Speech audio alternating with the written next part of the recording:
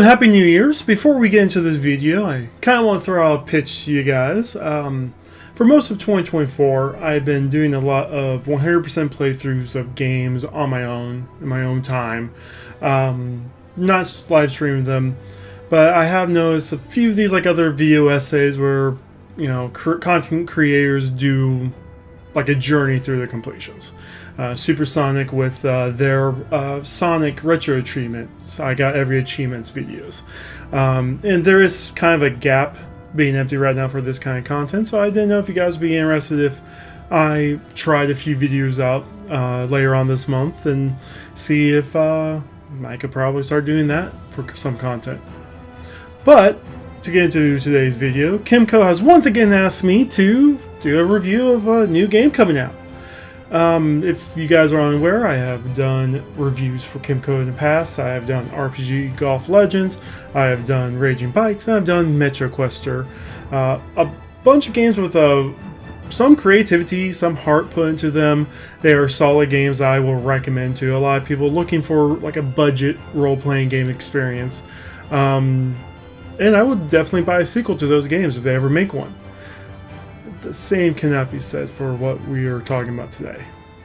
Today, I'm going to be talking about Dragon Takers, developed by Vanguard Studios and published by KEMCO. This is a retro-inspired jrpg coming out on everything at the end of January of this year. You play as Helios, a random farmer in a world where everyone has mad skills, yo! Except for Helios, of course. He's the protagonist. He's made fun of for being poor, trashy, and skillless. That's until the evil dragon army attacks, and he gets awakened as the mystical skill taker. Very original name. Oh, and his friend gets kidnapped. It's time to go on a quest to save her and stop the evil dragon army. Throughout his journey, he will be joined by a few female party members. It's hard to speak positively about this game. If you are a die-hard KEMCO JRPG fan and you have exhausted the dozens of titles KEMCO has published, I will still recommend replaying any of those games before buying Dragon Takers at full price. This game tries emulating early Dragon Quest with the same IM system and the front view combat with enemies, which is fine.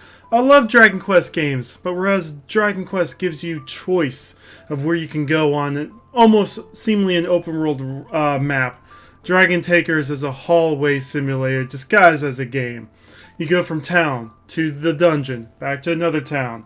There's usually nothing to do in towns besides story bits that the game forces you to go through.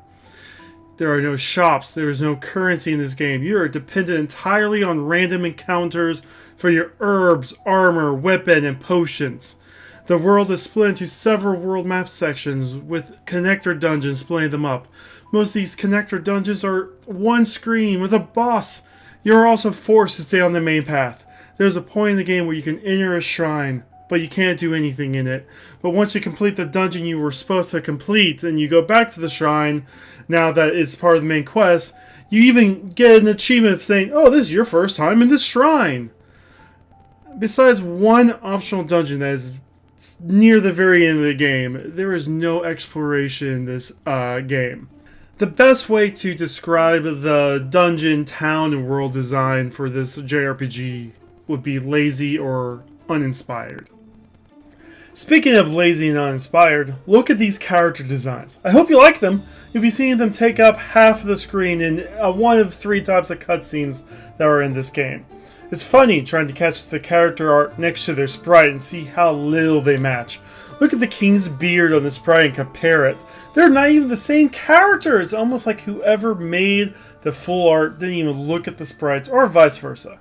One of the party members that joins Helios throughout the journey says she carries a sword, when her full character art holds an ice spear.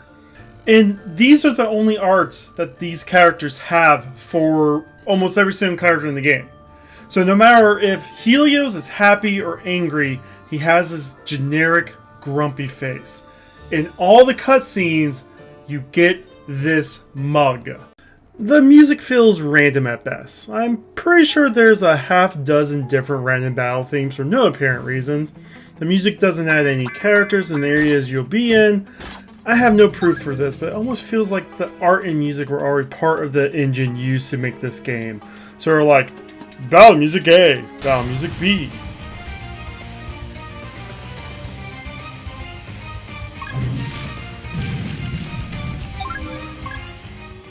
Alright, so character art, music, map design, and the overall plot of the game are a bust. Does the gameplay at least make up for it?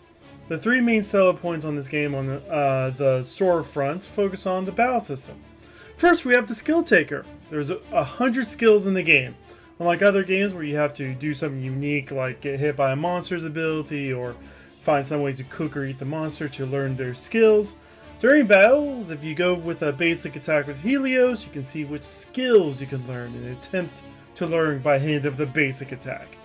Learned skills then can be equipped to Helios outside battle.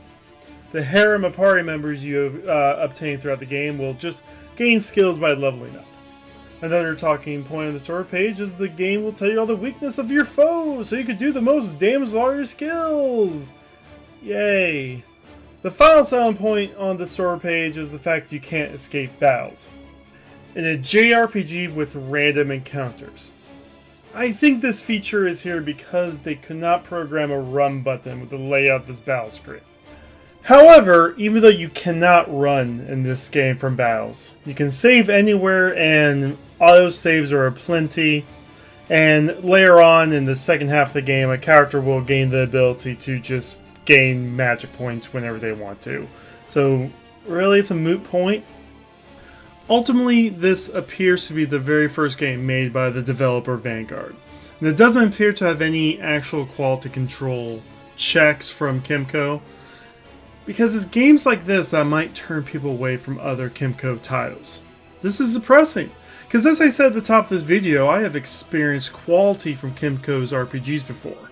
So if you want the JRPG experience on a budget, I will recommend any of those titles I previously reviewed, or any of the dozen other titles they have on various marketplaces. As for Dragon Takers, it's a 5 to 6 hour game filled with lazy and uninspired design, not deserving of your money. And that's the review. Thank you so much for KEMCO for giving me the code to Dragon Takers. It's going to be out on all the console platforms and Steam later this month. If you have any ideas for what games you would like to see me complete and try and do that completionist thing, let me know in the comments or reach out to me on my social medias. My Blue Sky and Threads are going to be in the description down below. And don't forget to also like and subscribe and all the other things you do for a YouTube person. Until next time, see you guys later.